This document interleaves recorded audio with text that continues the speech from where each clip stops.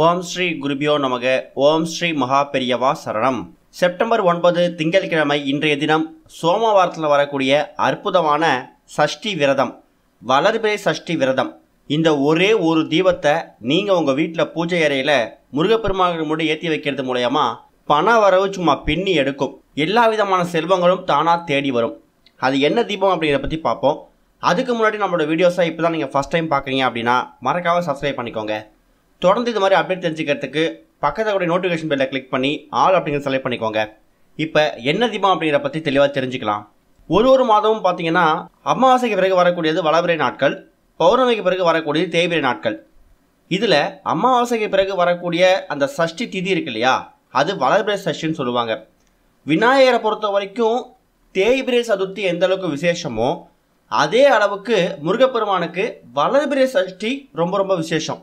குழந்தை பாக்கியம் இல்லை, திருமண வரன் அமையலை, சரியான வேலை கிடைக்கல, வீட்டில் சரியான வருமானம் இல்லை, கணவன் மனைவிக்குள்ள சண்டை வந்துக்கிட்டே இருக்குது, குடும்ப ஒற்றுமை இல்லை, இப்படி பல வேண்டுதலுக்கு ஒரே ஒரு விரதம் கை கொடுக்கும் அப்படின்னு சொன்னீங்கன்னா கண்டிப்பாக அது சஷ்டி விரதம் தான். சஷ்டி விரதத்தை இதுக்காக தான் இருக்கணும், இதுக்காக இருக்கக்கூடாது அப்படிலாம் கணக்கு கிடையாது. உங்களுக்கு எல்லா விதமான தேவைகளையும் நீங்கள் பூர்த்தி பண்ணிக்கணும் அப்படின்னு ஆசைப்பட்டீங்கன்னா தாராளமாக சஷ்டி விரதத்தை நீங்கள் எந்த மாதம் வேணால் எடுக்கலாம், என்ன விஷயங்களுக்கு வேணால் எடுக்கலாம். முருகப்பெருமானை வணங்கிட்டு சஷ்டி விரதத்தை இருந்துட்டு அவருக்காக அன்றைய நாள் முழுக்க முருகனோட நினப்பாக இருந்து கோவிலுக்கு போயிட்டு முருகன்கிட்ட ஆசீர்வாதம் வாங்கிட்டு நீங்கள் வீட்டுக்கு வர்றது மூலயமா உங்களோட சஷ்டி விரதத்தை நீங்கள் பூர்த்தி பண்ணிக்கலாம்.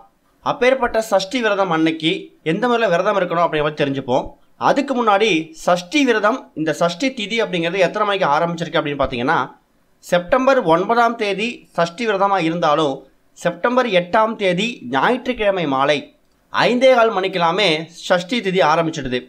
அது இன்றைய தினம் மாலை 6:30 மணி வரைக்கும் சஷ்டி விரதம் இருக்குது. இன்றைக்கி நாள் முழுக்க மாலை ஒரு 6:30 மணிக்குள்ளே எப்போ வேணாலும் நீங்கள் முருகருக்கான சஷ்டி விரதத்தை இருக்கலாம். படையல் செய்கிறது, நைவேத்தியம் செஞ்சு வச்சு படைக்கிறது, முருகப்பெருமானுக்கு அபிஷேக ஆராதனைகள் செய்கிறது, இது எல்லாத்தையும் மாலை ஒரு 6:30 மணிக்குள்ள செஞ்சுடுங்க. இப்போ நாம் சொல்லக்கூடிய இந்த தீபத்தை எத்தனை மணிக்கு ஏற்றலாம் அப்படின்னு கேட்டிங்கன்னா, ஒருவேளை உங்களால் 6:30 மணிக்குள்ளே ஏற்ற முடியலாம் பரவாயில்லை, ஒரு 6 மணி 6:30 மணிக்கு ஏற்றி வச்சுட்டு இரவு ஒரு 8 மணி 9 மணி கூட உங்கள் வீட்டில் பூஜை ஏறின தீபம் எரியலாம். இந்த தீபத்தை ஆண்கள், பெண்கள், குழந்தைகள், பெரியவங்கன்னு சொல்லி யாராலும் ஏற்றலாம், எந்த கட்டுப்பாடும் கிடையாது. இந்த தீபத்தை வீட்டில் இருக்கக்கூடிய எளிமையான பொருட்களை வச்சு நீங்கள் உங்கள் கையால் ஏற்ற போகிறீங்க.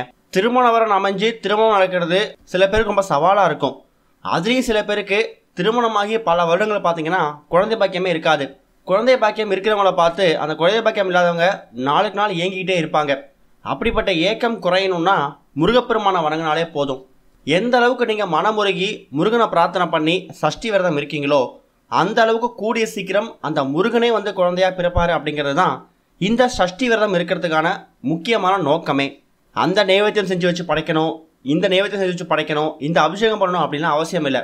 ஒரே ஒரு நெய் தீபம் நீங்கள் முருகர் கோவிலுக்கு போயிட்டு ஏற்றி வச்சுட்டு சஷ்டி விரதம் அன்னைக்கு வேறு எந்த சிந்தனையும் இல்லாமல் மனமுருகி முருகனை பிரார்த்தனை பண்ணுறது மூலயமா கூடிய சீக்கிரம் நீங்கள் எதிர்பார்க்கக்கூடிய குழந்தை பாக்கியம், நீங்கள் எதிர்பார்க்கக்கூடிய திருமண வரன் எல்லாமே கைகூடும். இது போக இப்போ நாம் சொல்லக்கூடிய இந்த ஒரு தீபத்தை, ஒரே ஒரு தீபத்தை நீங்கள் உங்கள் வீட்டோட பூஜை அறையில் ஏற்றி வைக்கிறது மூலயமா எல்லா விதமான செல்வங்களையும் பெற முடியும். பொருளாதார சம்மந்தப்பட்ட பிரச்சனை, கடன் சம்மந்தப்பட்ட பிரச்சனைகளுக்கு ஒரு முற்றுப்புள்ளி வைக்க முடியும். இந்த தீபத்தை ஏற்றுறதுக்கு உங்களுக்கு தேவையான பொருள் மொத்தமாகவே 2 பொருள் தான். அதுவும் உங்கள் வீட்டில் உங்கள் வீடு பக்கத்தில் கிடைக்கக்கூடிய பொருட்கள் தான். முதல் பொருள் என்ன அப்படின்னு கேட்டிங்கன்னா செம்பருத்தி இலை. இந்த செம்பருத்தி இலை அப்படின்னு பார்த்தீங்கன்னா முருகப்பெருமானுக்கு சிவப்பு நிற மலர்கள் அப்படின்னாலே ரொம்ப ரொம்ப சிறப்பு வாய்ந்தது.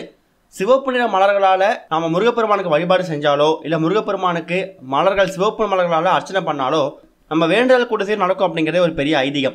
அப்பேற்பட்ட சக்தி வாய்ந்த சிவப்பு நிற மலராக இருக்கக்கூடிய செம்பருத்தி இலை, அடுக்கு செம்பருத்தி இந்த செம்பருத்தி அப்படிலாம் கிடையாது, செம்பருத்தி இலை கிடைச்சாலே போதும். ஒரு 5 செம்பருத்தி இலையோ உங்களால் எவ்வளோ முடியுதோ கணக்கெலாம் கிடையாது, பறிச்சுட்டு வந்து வச்சுடுங்க. அதை கழுவி சுத்தப்படுத்திட்டு ஒரு சின்னதாக ஒரு தட்டு விளக்கு ஏற்றுற மாதிரி இப்போ நம்ம ஸ்க்ரீனில் காமிச்சிருக்க மாதிரி ஒரே ஒரு தட்டு எடுத்து அந்த தட்டோட விளிம்பு பகுதிகளில் செம்பருத்தி இலைகளை பரப்பி வச்சிடணும். அதுக்கு நடுவில் நீங்கள் முக்கியமான ஒரு பொருளை சேர்க்க போகிறீங்க. இந்த ஒரு பொருள் முருகப்பெருமானுக்கும் முருகப்பெருமானை அதிபதியாக கொண்டிருக்கக்கூடிய செவ்வாய் பகவானுக்கும் உகந்த ஒரே ஒரு பொருள், ஒரு தானியம், துவரை. இந்த துவரம் பருப்பு அப்படிங்கிற மகிமையை பற்றி நம்மளோட சேனல்ஸில் வாரம் ஒரு முறையாவது ஒரு வீடியோ பதிவு பண்ணுவோம். அதுக்கு காரணம் என்ன அப்படின்னு கேட்டிங்கன்னா எந்த அளவுக்கு செவ்வாய் பகவானோட அருளும் முருகப்பெருமானோட அருளும் நமக்கு ஒரு சேர கிடைக்குதோ அவ்வளோ சீக்கிரம் நம்மளோட பொருளாதாரம் சம்மந்தப்பட்ட பிரச்சனைகள் எல்லாத்துக்கும் ஒரு முற்றுப்புள்ளி கிடைக்கும். உதாரணத்துக்கு கோடி கடனை சிக்கி தவிச்சிக்கிட்டு இருப்பாங்க. அவங்க இடைவிடாமல் முருகப்பெருமானையும் செவ்வாய் பகவானையும் தொடர்ந்து வணங்கிட்டு வராங்க அப்படின்னா அதுக்கு அடுத்த கொஞ்ச நாட்கள்லேயே அந்த கடனெல்லாம் காணாமல் போகி இன்றைக்கி எங்கேயோ போயிருப்பாங்க, அவ்வளோ உயரத்துக்கு போயிருப்பாங்க. அதுக்கு முக்கியமான காரணமே முருகப்பெருமானோட அருளும் செவ்வாய் பகவானோட அருளும் ஒரு சேர கிடைச்சது தான். அப்பேற்பட்ட அருள் உங்களுக்கு கிடைக்கணும் அப்படின்னா நீங்கள் வேறு எதுவும் செய்ய தேவையில்லை. முருகப்பெருமானையும் செவ்வாய் பகவானையும் ஒரு சேர வணங்குங்க. அப்பேற்பட்ட செவ்வாய் பகவானுக்கு உகந்த துவரை ஒரே ஒரு கைப்பிடி இருந்தால் கூட போதும். அதை எடுத்து வச்சுக்கோங்க. இந்த தட்டு மேலே சுற்றி இலையை பரப்பி வச்சுருக்கீங்களே, அதுக்கு நடுவில் கொஞ்சமாக இடம் இருக்கும். அதில் அந்த கைப்பிடி துவரையை போட்டு அது மேலே ஒரே ஒரு அகல் விளக்கு வச்சு நெய் தீபம் போடணும். நல்லெண்ணெய் ஊற்றக்கூடாது. முருகப்பெருமானுக்கு நெய் தீபம் ரொம்ப ரொம்ப விசேஷம். மாதத்தில் வரக்கூடிய 2 சஷ்டி, வளர்பிறை சஷ்டியும் எடுத்துக்கோங்க, தேய்பிறை சஷ்டியும் எடுத்துக்கோங்க. இந்த 2 சஷ்டிலையும் முருகப்பெருமானுக்கு நெய் தீபம் போட்டு வர்றது மூலயமா, சாதாரணமாக நெய் தீபம் நீங்கள் தோரம்பருப்போ செம்பருத்திலையெல்லாம் நீங்கள் அதுக்கு பயன்படுத்த வேணாம். சாதாரணமாக கோவிலுக்கு போயிட்டு நீங்கள் போடக்கூடிய ஒரே ஒரு நெய் தீபத்துக்கு அவ்வளோ பவர் இருக்குது. அப்பேற்பட்ட நெய் தீபத்தை முருகப்பெருமானுக்கு உகந்த சிவப்பு நிற மலர்களை கொடுக்கக்கூடிய அந்த செம்பருத்தி இலையை பரப்பி வச்சு அதுக்கு நடுவில் செவ்வாய் பகவானுக்குரிய தோரம்பருப்பை வச்சு அது மேலே ஒரு நெய் தீபம் போடும்போது நீங்கள் ஏற்றக்கூடிய அந்த நெய் தீபத்துக்கான பலன் அப்படிங்கிறது இரட்டிப்பு மடங்கு அப்படின்னு சொல்கிறத விட 3 மடங்கு பெருசாகும். 3 மடங்கு. 500 ரூபாய் லாபம் வருதுன்னா அதை 3 மடங்காக போட்டுக்கோங்க. ஒரு 1000 ரூபாய் கடன் தீருதுன்னா அதை அப்படியே 3 மடங்காக போட்டுக்கோங்க. 3000 ரூபாய் கடன் தீர்ந்துடும்.